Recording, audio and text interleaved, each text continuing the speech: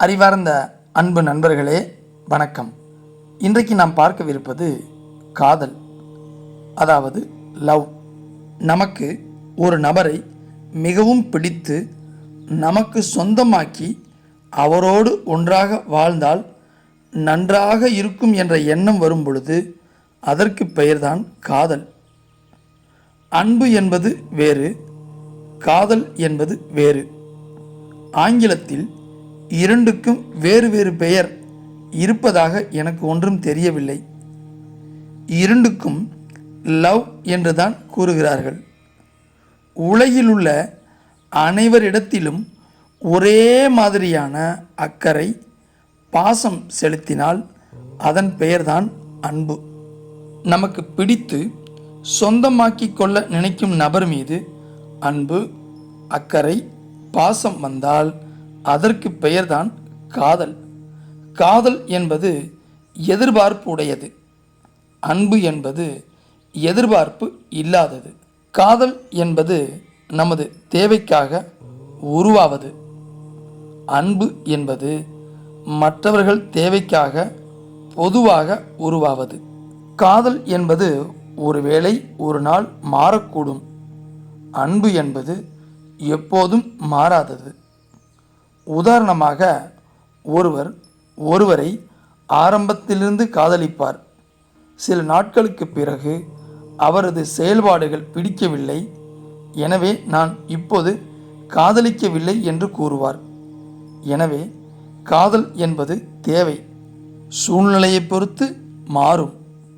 ஒரு அம்மா தன் குழந்தைகள் மீது நான் பாசம் வைத்திருந்தேன், அவர்கள் செயல்பாடுகள் பிடிக்கவில்லை, எனவே இப்பொழுது பாசம் வைக்கவில்லை என்று கூற மாட்டார்கள்.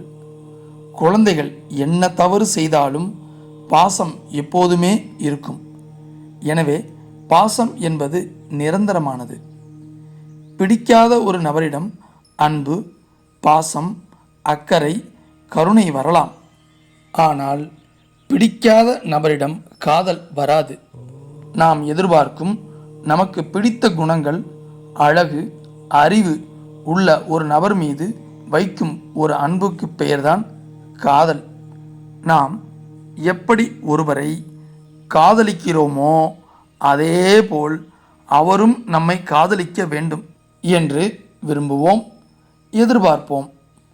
நாம் காதலிக்கும் நபர் நாம் அவர்களை காதலிப்பது போலவே நம்மை காதலிக்கவில்லை என்றால் வருத்தம், கவலை, குழப்பம், சண்டை, ஊடல் வருவதற்கு வாய்ப்பு உள்ளது. காதல் மட்டும் இருந்தால் பிரிவு, சண்டை, குழப்பம் வருவதற்கு அதிக வாய்ப்புகள் உள்ளது. காதலுடன் அன்பு, பாசம், மரியாதை, நன்றி உணர்வு, அக்கறை என்று பல விஷயங்கள் ஒன்று சேர சேர காதலுக்கு வீரியம் அதிகரிக்கிறது. தன்னிடம் அன்பு செலுத்தும் நபரை காதலிப்பதாக நினைத்து ஏமாந்த கதைகள் அதிகம். தன்னை காதலித்த நபரை அன்பு செலுத்துவதாக நினைத்து ஏமாந்த கதைகளும் அதிகம். அன்பு, பாசம், காதல், இந்த மூன்றுக்கும் வித்தியாசம் புரிந்துவிட்டாலே பல குழப்பங்கள் தீர்ந்துவிடும். இருவருக்கும் ஒரே மாதிரி காதல் உணர்வுகள் இருந்தால் அதுதான் இருதலை காதல். ஒருவருக்கு மட்டும் காதல் உணர்வு இருந்தால் அது ஒருதலை காதல். ஒருதலை காதல்தான் என்று புரியாமல் தானும் சிரமப்பட்டு மற்றவர்களையும் சிரமப்பட வைத்த கதைகளும் ஆயிரம். ஒருதலை காதல் என்று புரிந்த பிறகு தானும் பாதிக்காமல் மற்றவர்களையும் பாதிக்காமல் வாழ்வதுதான் நல்ல பண்பு. காதல் மாற்றும் காதலர்களின் தன்மையை பொறுத்து காதலில் பல வகைகள் இருக்கிறது.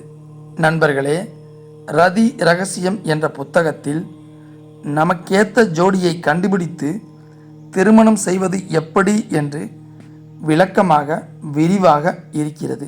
ஆகையால் நண்பர்களே, அந்த ரதி ரகசியம் புத்தகத்தை முழுமையாக படியுங்கள். பிறகு உங்களுக்கேற்ற ஜோடியை கண்டுபிடித்து வாழ்வை சிறப்பாக வாழுங்கள். நன்றி, வணக்கம்.